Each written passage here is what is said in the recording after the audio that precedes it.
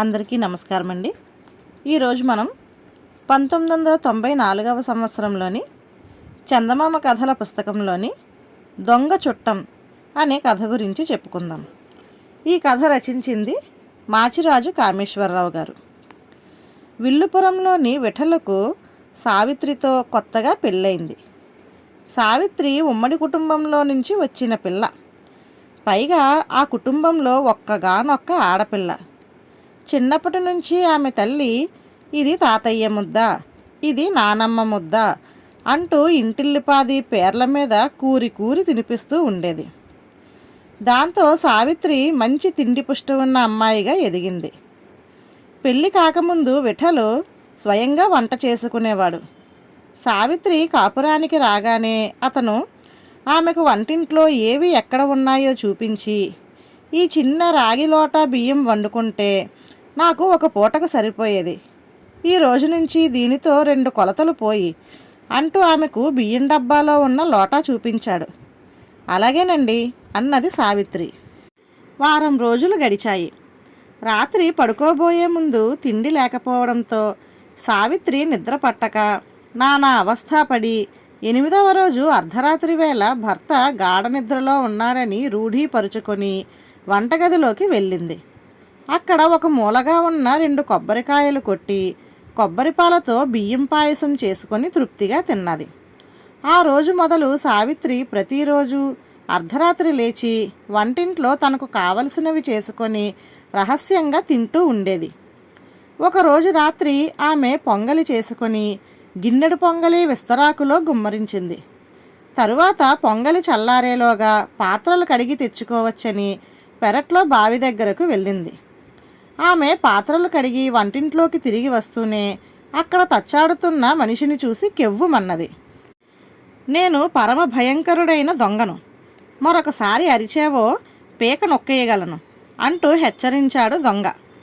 ఈ హడావిడికి పక్క గదిలో నిద్రపోతున్న విఠలకు నిద్రాభంగమై, సావిత్రి ఎవరక్కడా, ఏవో మాటలు వినబడుతున్నాయి అని కేక వేశాడు. భర్త లేచి వస్తే తన దొంగతిండి బయటపడుతుందనే భయంతో సావిత్రి లేని ధైర్యం తెచ్చుకొని దొంగతో, అదిగో మా ఆయన వస్తున్నాడు, ఆయన చూపులకు అలా ఉంటాడు గాని కోపం వచ్చిందో నీ తల గోటితో గిల్లి నీ చేతుల్లో పెట్టగలడు, బేరాలకు పోక విస్తరు ముందు కుదురుగా కూర్చో అంటూ పీట వేసి గుడ్లురిమింది. ఈ పరిణామానికి దొంగ నివ్వెరిపోతూ చప్పున విస్తరి ముందు కూర్చున్నాడు.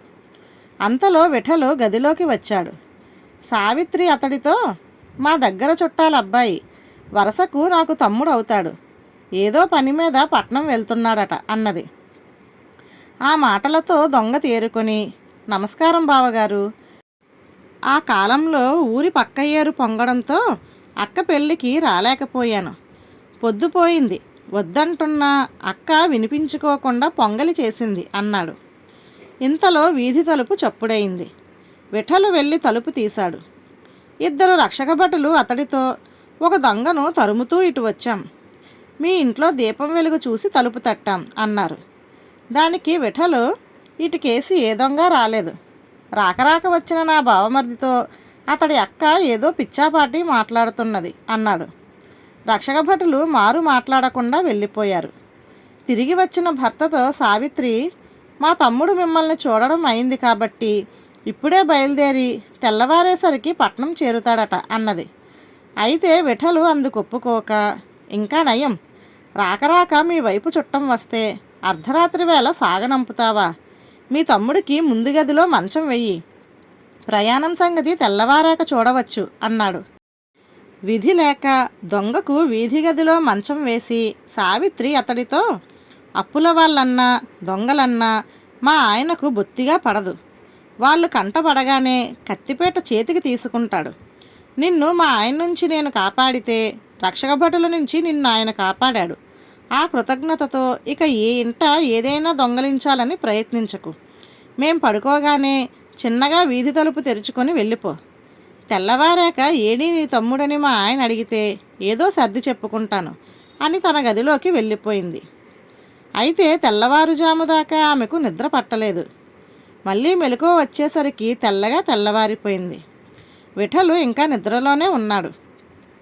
చప్పున లేచి వీధి గదిలోకి వచ్చిన ఆమె దొంగ మంచం ఖాళీగా ఉండడం చూసి తేలిగ్గా నిట్టూర్చింది.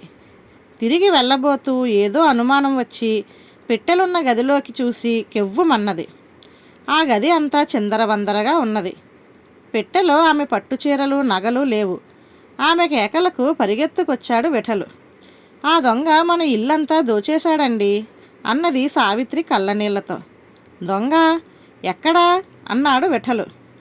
రాత్రి వచ్చింది మా చుట్టం కాదండి, ఆడొక దొంగ అన్నది సావిత్రి కన్నీళ్లతో.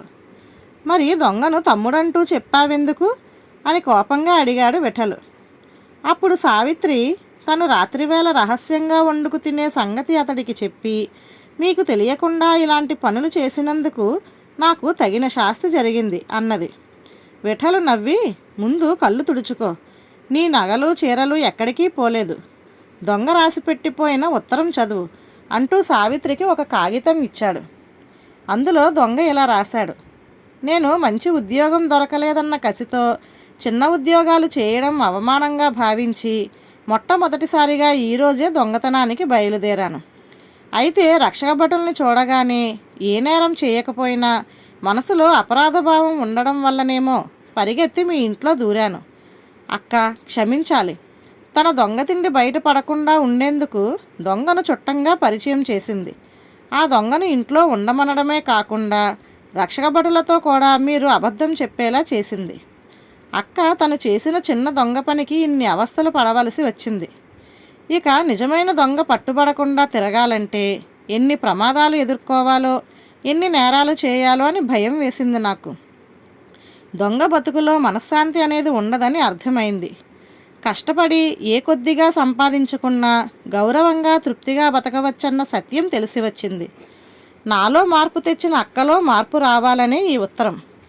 సావిత్రి ఉత్తరం చదివి కళ్ళు తుడుచుకుంటూ, మీకు తెలియకుండా ఇన్నాళ్ళు ఎంత అవివేకంగా ప్రవర్తించానండి, నన్ను క్షమిస్తారుగా అన్నది. క్షమించడమా, ఎందుకు అంటూ విఠలు సావిత్రి చేతిలోని ఉత్తరం తీసుకొని, ఇందులో క్షమించవలసిందేమీ లేదు, నీ పుట్టింటి అలవాటే ఇక్కడ కొనసాగించావు. నీ నగలు చీరలు అన్నీ వసారా గదిలో దాచాను. పొద్దున నీకంటే ముందే లేవడం వల్ల నీ దొంగ చుట్టం రాసిపోయిన ఉత్తరం నా కంటబడింది. నువ్వు వచ్చిన రోజునే నీ తిండి పుష్టి సంగతి ఆవకాయ జాడీలు అటక మీద పెడుతూ 5-6 లోటాల బియ్యం నువ్వు వండబోవడం చూసి గ్రహించాను. ఇంకా దాపరికమెందుకు, నువ్వు వండుకు తినే వంటకాలు మధ్య మధ్య నాకు రుచి చూపిస్తూ ఉంటే సంతోషిస్తాను అన్నాడు. జరిగిన దానికి భర్త తనను తప్పు పట్టకపోగా ఎంతో ప్రేమాభిమానాలు చూపించినందుకు సావిత్రి పరమానందం చెందింది. ధన్యవాదాలు.